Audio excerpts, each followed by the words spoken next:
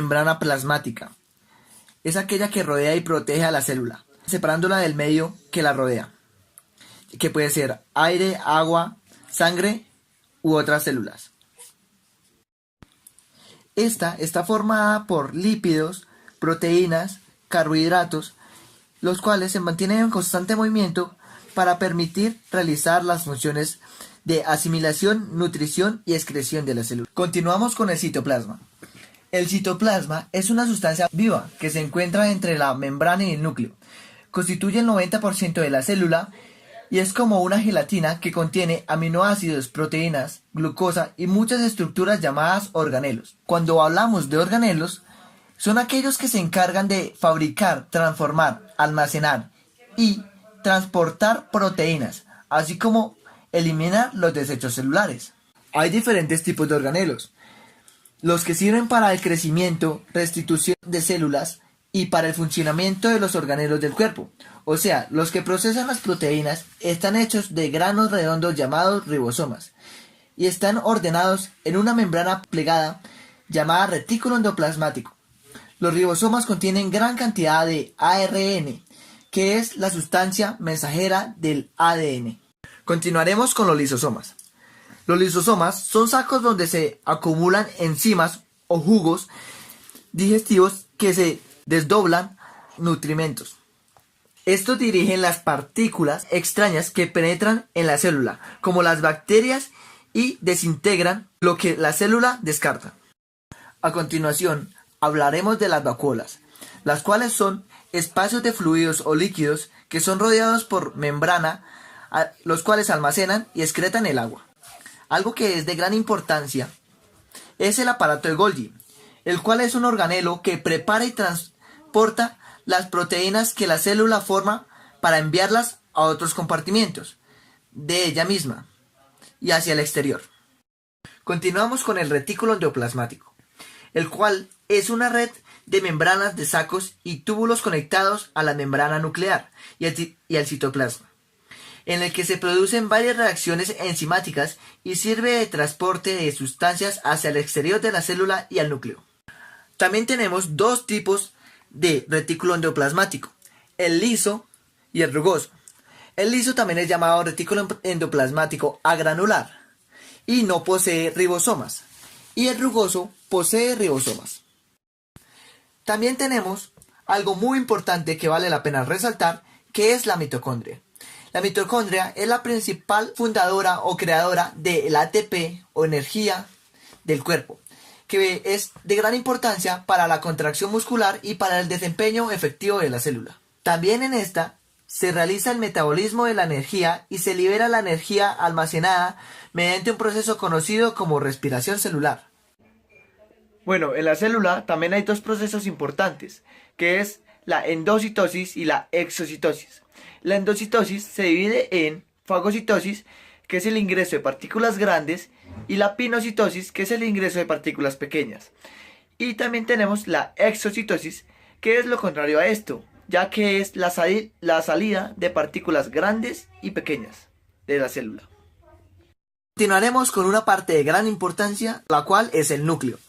El núcleo es el centro que gobierna y dirige todas las actividades celulares, es decir, todas las reacciones químicas que se llevan a cabo dentro de la célula. Tiene forma esférica y está cubierto por una membrana doble, que lo separa del citoplasma y que permite el intercambio de sustancias entre estas dos secciones. En su centro se localiza el nucleolo, y en su interior tiene muchos granulitos llamados cromatina, llamados cromosomas, que aparecen en pares idénticos y están formados por ADN, el cual es el portador de los factores de la herencia. Sus principales funciones son la especialización celular, la reproducción y memorización de caracteres particulares. Para recalcar, tenemos que la célula tiene tres tipos de movimientos principales, entre los cuales tenemos el movimiento ameriano. Este movimiento constituye que una parte de la célula se aleja para jalarla. A esta parte le llamaremos pseudópodo. El otro movimiento es el movimiento anterogrado. Es cuando una parte de la célula se ancla y avanza hacia adelante. Y como tercer movimiento tenemos el movimiento filial, que se realiza en modo látigo. Bueno, ya para terminar, todos se preguntarán qué pasa con la célula cuando tiene un daño, ya sea por un virus o por otro ente. Pues cuando el daño es pequeño, se elimina esa parte. Pero cuando el daño es total, se elimina la célula totalmente. Y a esto le llamamos autólisis.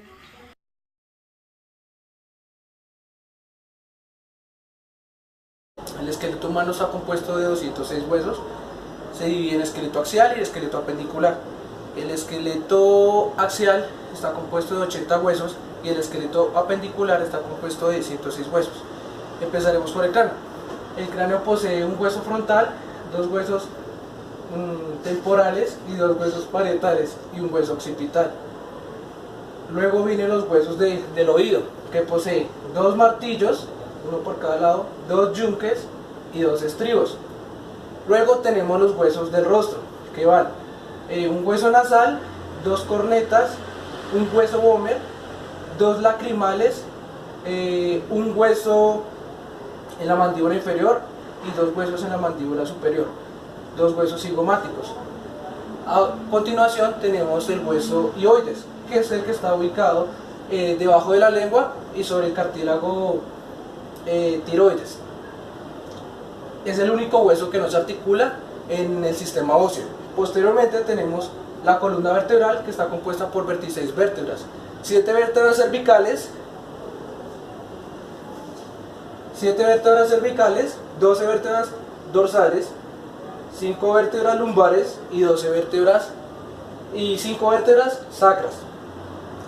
Luego tenemos la reja costal. La reja costal está compuesta por el esternón y las 24 costillas, divididas en 12 pares a un lado y otras 12 en el otro extremo.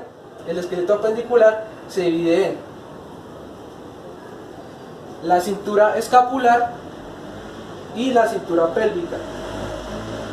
La cintura escapular posee la escápula, el acromión, la clavícula, el húmero, el cúbito, el radio,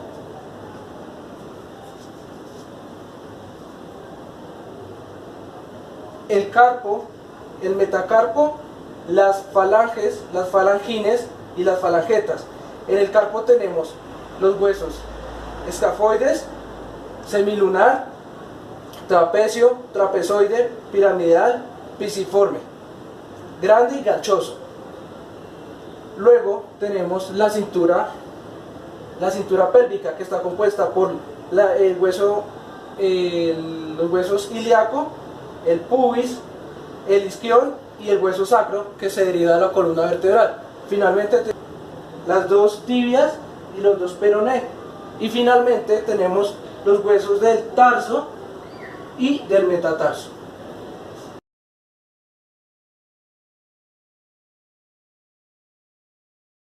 Bueno, a continuación vamos a ver lo que es la circulación sanguínea. Como definición de esta, tiene como fin llevar el oxígeno y los nutrientes a todas las células del organismo y devolver el dióxido de carbono a los pulmones para expulsarlo. Es activada por el corazón, que funciona en este caso como un tipo de bomba. Es muy importante el bombeo de la sangre que hace el corazón hacia las diferentes partes del cuerpo, debido a que si una parte del cuerpo no recibe la sangre suficiente, las células de ese sitio mueren. Primero que todo, la sangre oxigenada circula a través de las arterias, que se van haciendo cada vez más pequeñas hasta que se convierte en capilares. Luego, la sangre va a los órganos donde el oxígeno y los nutrientes moleculares son capturados por las células. En un momento, la sangre toma el dióxido de carbono y los residuos de las células. Llega un momento donde la sangre toma el dióxido de carbono y los residuos de las células. Lo que pasa con estos residuos es que son eliminados en el hígado y los riñones. Luego de este proceso, la sangre pasa a las venas y continúa hasta los pulmones, donde se expulsa el dióxido de carbono y carga de nuevo con oxígeno. A continuación, vuelve a entrar al corazón a dar otra vuelta completa. Hay dos tipos de circulación. Una es la pequeña circulación y la otra es la gran circulación. La pequeña circulación consiste en que ésta designa el camino de la sangre desde el lado derecho del corazón a los pulmones y el retorno de la sangre desde los pulmones hacia el lado izquierdo del corazón. Y en contrario, la gran circulación es el flujo de la sangre desde el ventrículo izquierdo al resto del cuerpo y el retorno de la sangre al lado derecho del corazón. En los pulmones, la sangre se carga de oxígeno y libera dióxido de carbono. Uno de los movimientos que hace el corazón es el sístole, que es cuando el corazón se aprieta. Entonces, cuando el corazón se aprieta, desde el ventrículo izquierdo se lleva la sangre hasta la arteria aorta, que es la encargada de diferir la sangre hacia otros tubos, que estos tubos llevan la sangre a todo el cuerpo. El segundo movimiento que hace el corazón es el diástole, que es cuando el corazón se expande para recibir la sangre que viene de las venas y en las venas ubicadas en el corazón, que son las venas cava. Estas venas, como su función lo dice, son las encargadas de llevar la sangre al corazón, pero esta sangre que llevan ya se les han sacado el oxígeno. Cuando partimos el corazón a la mitad, podemos ver que hay 2 aurículas y 2 ventrículos. De estos espacios podemos ver que hay 4 válvulas, que son las encargadas de transitar la sangre por el lugar correcto. El corazón se divide en 2 partes, el izquierdo y el derecho. El derecho se encarga de coger la sangre sin oxígeno y la lleva hasta los pulmones. Acá se libera el dióxido de carbono y la sangre vuelve a llenarse de oxígeno. Una vez oxigenada la sangre va de los pulmones a la parte izquierda del corazón, donde se van a la aorta y lo que permite que la sangre fluya por todo el cuerpo para que las células del cuerpo puedan funcionar correctamente. Cuando el corazón se contrae, la válvula se encarga de abrirse para que la sangre fluya, pero cuando se termina de contraer, lo que hace la válvula es cerrarse para que la sangre siga su camino correcto. Ahora bien, ya conociendo la función de la circulación en nuestro sistema, vamos a hablar sobre las patologías que pueden llegar a pasar. Una de estas es la arteriosclerosis, que es cuando las arterias pueden engrosarse y ponerse rígidas. Hay otro problema que son los coágulos sanguíneos, que pueden llegar a obstruir los vasos y bloquear el flujo al corazón o al cerebro. Los vasos sanguíneos que están debilitados pueden llegar a romperse, causando una hemorragia interna. También otro problema es que a medida que se va envejeciendo, aumentan las probabilidades de tener una enfermedad vascular. Hay unos factores que aumentan los riesgos de la enfermedad vascular. De estos factores se incluyen los antecedentes familiares de enfermedades vasculares o cardíacas, el embarazo, las enfermedades o traumatismos, cualquier cuadro que afecte al corazón y los vasos sanguíneos, como la diabetes o el aumento de colesterol, fumar o la obesidad.